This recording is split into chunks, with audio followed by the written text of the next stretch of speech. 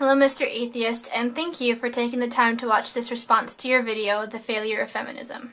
I've watched this video several times, and I've given your arguments a lot of serious thought. You raised some interesting points, and I definitely agree that there are inequalities concerning all genders that need to be addressed. However, I feel that your observation that feminism is the idea that we can make both sexes equal by focusing solely on the issues of one of them isn't completely accurate. It assumes that feminism only cares about making women equal and couldn't care less about men. I believe that's a false assumption, and in fact a dangerous one to make. It pits women against men in a battle that will only further widen the gender gap. Yes, feminism is a movement focused on women. This is because women are the ones at a disadvantage. We don't have the same privileges or rights as men. We aren't equal. If we were, we wouldn't be having this discussion. We need a movement to raise us up to the same playing field that men are already on. It's the same reason we have gay pride and not straight pride. The same reason we need to keep fighting for Black rights and Hispanic rights and Native American rights and other rights of ethnic minorities, not white rights. It's the same reason we have to focus on the 99%, not the 1%. The same reason that non-Christians have to constantly assert our right to believe differently. When the minority speaks up and asks to be treated equally and to be given the same rights and privileges as the majority, it's not to try to bring the majority down or to imply that the majority has no problems of its own that need to be dealt with. When the scales are tipped in favor of one group over another, you have to fix the problem from the bottom up, not the top down. That's why even though it's called feminism, it still encompasses all issues of gender inequality, including the issues that affect men. And you are right, the genders will never be truly equal if we don't look at both women and men and make the necessary balances. Feminism inherently addresses inequalities facing all genders, because those inequalities are caused by the same factors that cause discrimination against women. And that's patriarchy, a concept I know you despise. You said you reject the idea of patriarchy because you yourself do not view women as inferior. You say it's because you don't sit around cackling and rubbing your hands thinking of new ways to subjugate women. Of course you don't. No one is blaming you. No one should be, at any rate. Men are not the problem. Patriarchy is. The distinction gets lost in the heat of the debate, so I'd really like to make clear exactly what patriarchy is and how it's harmful to not only women, but all genders. Patriarchy is a social system. It's ingrained in our culture because we've evolved under it for hundreds of years. It's a system that favors masculinity and traditionally masculine traits over femininity and traditionally feminine traits. This could be simplified to say that patriarchy favors men over women. But like you pointed out, that's not always the case. And that's where the confusion and oftentimes anger and indignation arise. You say patriarchy is bogus when it comes to the discrimination that men face in regards to the following: domestic violence, child support, reproductive rights, circumcision, criminal sentencing, and war. I'll address these individually soon. You said that it was explained to you that all of this inequality favors men over women. I'm not exactly sure what you mean by that. Inequality favors no one. I think whoever said that was mistaken in using that phrasing. The inequality that men face is different than the inequality that women face. Women face inequality because we are women. Men face inequality not because they are men, but during a time when they express any trait that is not traditionally masculine. This is why patriarchy is so harmful. It sets up gender roles that are intended to keep masculine traits desirable and feminine traits undesirable. It's not necessarily to keep all men in power and all women subjugated. You yourself said that gender roles are the problem. They are. But I think what you don't realize is that these gender roles are a direct result of the patriarchal system. This is why domestic violence against men isn't taken as seriously as domestic violence as women. Men are supposed to be strong, and women are supposed to be weak. So there's just no possible way that a woman could hurt a man, let alone beat him up. At least not in a society that believes these fallacies. As far as emotional abuse is concerned, our society conditions men that they are supposed to be logical and not emotional. To show any sign of emotions is weakness. How can we expect a man in this kind of society to find recognition and awareness for the problems that he faces? That's why child support laws favor women over men. These laws assume that men are the providers and women are the caregivers. They assume that men have the monetary resources that women don't. They assume that women are more nurturing than men. They assume that a child needs its mother more than its father. All of these things are wrong, of course, but they're cultivated in a system that believes that men should be bringing home the bacon while women should be at home taking care of the kids. If you don't believe that this is still the case, I encourage you to watch the clip of Megyn Kelly from Fox News taking on Eric Erickson and Lou Dobbs. I've linked it below.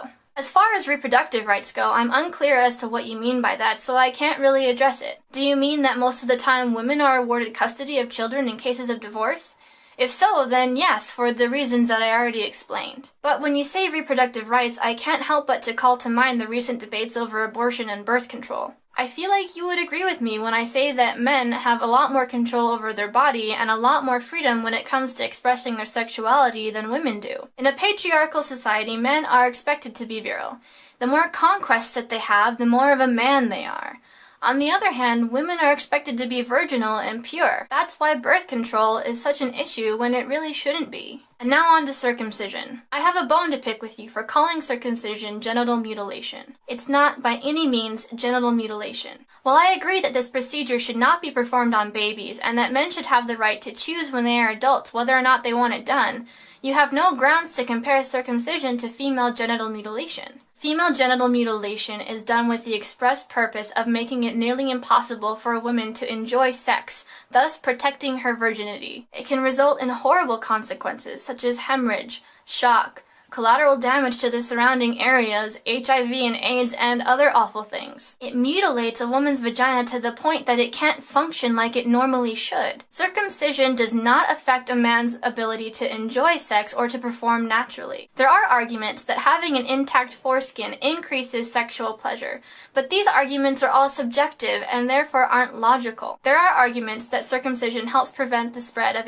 HIV, AIDS, and other STIs.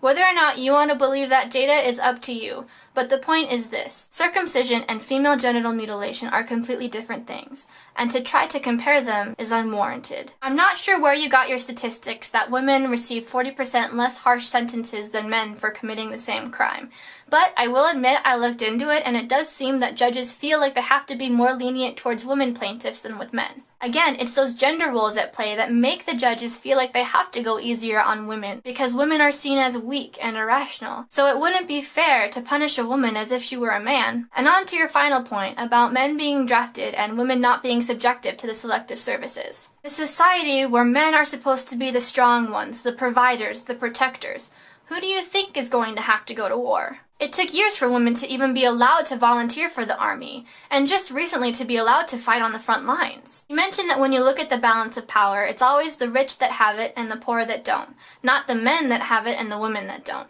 But you forget that it's not just simple power we're talking about. It's societal privileges that men have that women are still lacking. It's the advantages that being a man gets you over being a woman that we just don't have access to. The fact is that in America today, the people with the most privilege are the people who are white, rich, Christian males. The simple fact that you are a man and I am a woman immediately gives you a leg up in our society. I'm not blaming you for it, and I definitely don't want you to feel guilty over something you can't control. Individuals do not decide who gets privilege and who doesn't.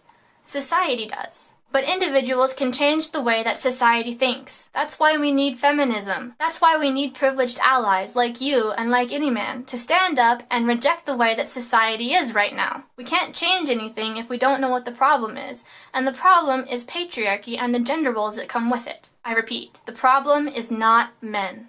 The problem is patriarchy. You, Mr. Atheist, are not now, nor have you ever been part of the problem. You are not responsible, nor is any individual man, for the way that society has evolved over the centuries. No one should be saying that. But to deny that patriarchy still exists, that it can only describe our society the way it was 50 years or so ago, is to deny that women are still unequal. It's to deny that we still don't have the same privileges as men. It's to deny the context that's necessary for these discussions and for the movement towards gender equality. To deny patriarchy is to deny us any recourse for fixing things. I ask you, in all seriousness, without sarcasm or snark, If it's not patriarchy and the gender roles that come with it that are keeping the genders unequal, then what is? What do you propose as an explanation for why women and men who express traditionally feminine traits are still inferior to men who express traditionally masculine traits? Feminism aims to destroy the patriarchal system. It doesn't aim to destroy men. By breaking down the patriarchal system and the gender roles that are a direct byproduct of it, we not only advance women, we advance those areas that you pointed out where men are at a disadvantage too. Men cannot be equal to women when women are not yet equal to men. It seems to me that ultimately it's the language that's tripping you up. I can understand how using feminism and patriarchy can make it seem like this is a movement by women, for women, against men. But I promise you, it's not. This is a movement by people, for people, against an unfair and unjust system, against outdated roles that we are expected to play because of an innate, unchangeable part of our identity. You and I agree on the most important point. The fact that all people, regardless of gender, regardless of ethnicity, sexuality, belief system, or any other facet of identity, deserve equal rights. It's true that when you argue for one group of people to be treated equally, you have to argue for all groups of people to be treated equally. What you call yourself, feminist, humanist, self-determinist, matters not one iota. But I do feel that to discredit feminism simply because the language is imperfect is a mistake. Thank you for watching this whole thing, Mr. Atheist. Thank you for listening. If you have any questions, please feel free to contact me. I would love to continue this conversation if you're interested. I've linked all the references that I've used over the course of researching my response to you in the description.